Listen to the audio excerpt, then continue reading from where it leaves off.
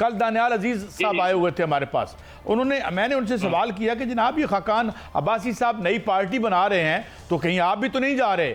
तो उन्होंने एक मुझे अजीब बात कही कि जनाब पार्टी तो एक और भी बन रही है। और साथ ही मैंने जवेद लतीफ़ साहब का एक बयान देखा कि उन्होंने कहा कि हजूर यहाँ तो 2/3 मेजॉरिटी नहीं चलती तो अरेंज मैरिज कैसे चलेगी?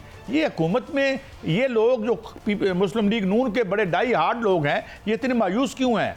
राना साहब, बात यह है कि मायूस क्यों ना हो। मुझे एक एमपीए मिला लाहौर में, मैं एक जगह गया, एक छोटी सी तकरीब थी, तो वहां पे एक एमपीए मिला। तो उस एमपीए ने मुझे कहा कि जनाब हमारी कदर सिर्फ इतनी सी है कि हमारी बात एक आम सा चपरासी भी नहीं सुनता, मर्जी से हर फैसले होते हैं।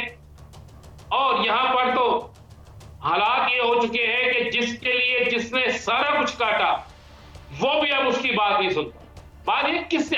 मुस्लिम लीग नून के अंदर से एक निकली शीन, जितना मर्जी कहे नहीं, एक निकलेगी शाहिदा खान अब्बासी की, एक अब निकलेगी मुस्लिम लीग नून के अंदर से उन बागी लोगों की जमात, जो बागी लोग इस वक्त सामने आएंगे एक बिल्कुल अलहदा एजेंडा लेकर। मैं आपको खुदा मियां जवेद लतीफ जो है जैनुन हारे हैं, बिल्कुल ये गलत बात है कि वो कहें कि मुझे हराया गया।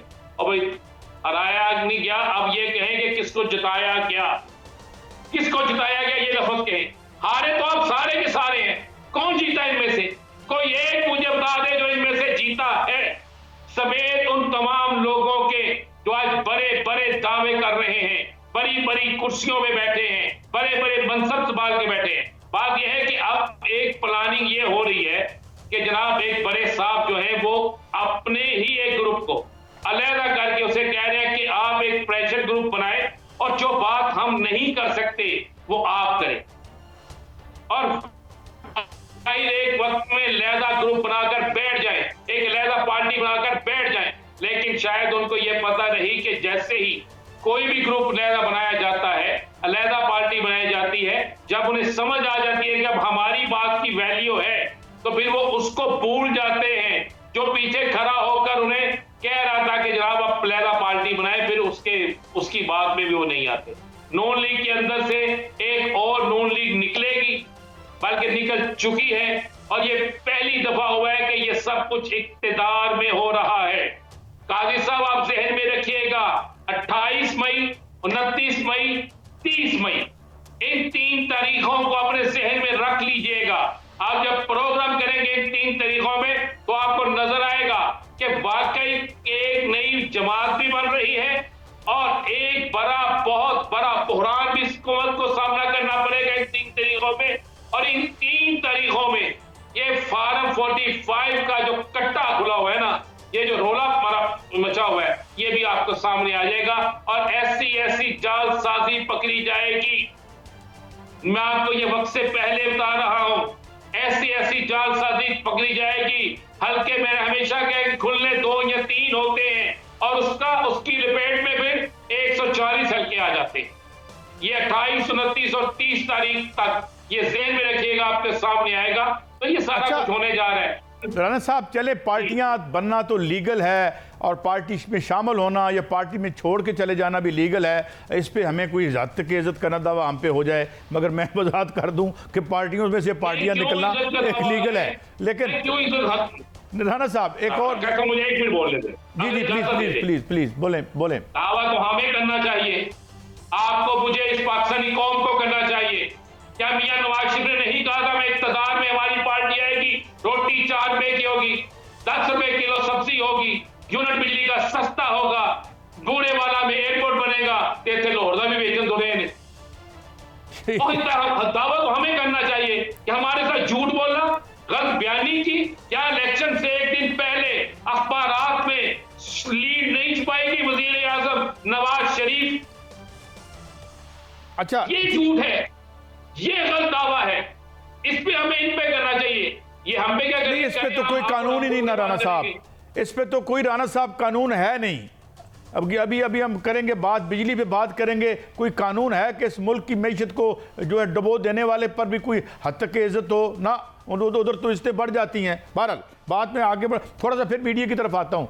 राना साहब, ये कुछ अभी आज खबर छपी है कि इन्होंने 20 अरब रुपया मांगा है कुछ चाइना से, कोई गैजेट्स, कोई मशीन्स लेके आनी हैं इन्होंने यूट्यूब का कला कमा करने के लिए। पहले भी 15 बिलियन उससे वो ले चुके हैं। तो क्या ये कानून हो या ये पैसे हों, तो क्या कोई फिर से सहाफ़त को मखसूस लोगों को टारगेट करने का खुदा न खास्ता मामला तो नहीं है? इतना टाइम है इनके पास? काजी साहब, इनके पास इतना टाइम है? और क्या इनको ये सारा कुछ करने की इजाजत मिल जाएगी? क्या पाकिस्तान, आप जैसे लोगों ने जिया का मार्शल देखा, आप जैसे लोगों ने पूरे तरीन हालात देखे, हमने भी थोड़ी सी जदोजहद की, तुम ये हिस्से से निकाल लेने के हैं कि 100 मशीनें ले आए? ये नहीं यूट्यूब बंद कर सकते, ये नहीं फेसबुक बंद कर सकते। अगर 1% भी इनके पास ये इख्तियार होता तो ये पता क्या करते हैं, ये कानून ना लाते, ये सब कुछ ये करते। ये इनके बस में नहीं है, ये अभी तो इनके पास इतना टाइम ही नहीं है। मैं चैलेंज से आपके प्रोग्राम में कह रहा हूं, बहुत से लोग कहते हैं, मुझे आज बताएं ना जरा, आज अक़वाम मुत्तहिदा की टीम तहरीक इंसाफ के दफ्तर गई है, मुलाकात की है। आज बाकी मुलाकातें भी सामने रखें, आज बहुत सी चीजें भी सामने रखें, आज से एक दिन पहले की समाज भी सामने रखें, जिसके बाद कहा गया कि जनाब टीवी कोई समाज पे जो है वो चीजें नहीं दिखा सकेगा। क्या बात, इनके पास टाइम ही नहीं है। बात सुने मेरी, जिस हुकूमत के अंदर अच्छा, चौधरी परवेज इलाही साहब की भी एक इम्पॉर्टेंट डेवलपमेंट है। चौधरी परवेज इलाही साहब भी आए और बड़े वो यानी साबित कदम रहे इस उम्र में, और आप जो हम उसकी आपकी तस्वीर नाज़रीन देख रहे होंगे, तो ये क्या कुछ और। लेकिन जो कल एकदम से वाक़या हुआ, मैं तो खुद राना साहब कल से डिप्रेशन में हूँ, क्योंकि वो मेरे ही शो में बैठे थे, रऊफ़ हसन साहब इस्लामाबाद में थे, मैं लाहौर में था, और अभी मैं बस सेगमेंट ख़त्म हुआ तो साथ ही ब्रेकिंग चल गई। तो ये इस वाक़े को आप कैसे देखते हैं? एक तरफ लगता है बर्फ़ पिघलती है, एक तरफ लगता है कि मैसेज बड़ा सख्त आ रहा है। कितना मुश्किल है, ना पकड़े उनको, चले, उनका मुंह नहीं नजर आ रहे। वो शख्स जो पीछे काली बास्केट पहनकर वीडियो बना रहा है, जो नीचे से ब्लेड उठाकर अपनी जेब में डाल रहा है, उसे पकड़ सकते हैं ना? इस्लामाबाद है, पाई फेरू या पत्तों की नहीं। आपने काजी साहब, मैंने कितने ऐसे वाक़े देखे हैं। अच्छा राना साहब, एक और भी डेवलपमेंट आज हुई है, और वो डेवलपमेंट ये है कि हमाद अज़हर साहब भी इम्पोर्टेंट लीडर हैं पीटीआई के, वो भी बाहर आए हैं और उन्होंने कहा है कि जनाब, मुझे खान साहब ने कहा है कि अब आप वक्त आ गया कि आप सामने आएँ। तो ये क्या उनकी आमद को आप कैसे देख रहे हैं? देखिए, मेरे पास इतला ये है कि एक मैं आपको 2 खबरें दे दूं बड़ी।